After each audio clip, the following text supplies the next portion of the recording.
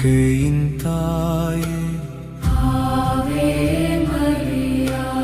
அன்பின் மாதாவே, உலகின் இரட்சகரின் தாயே, சாந்தியின் அரசியே, விண்ணகத்தின் மகாராணியே,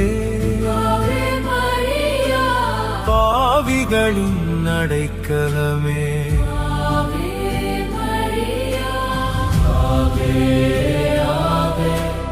Maria,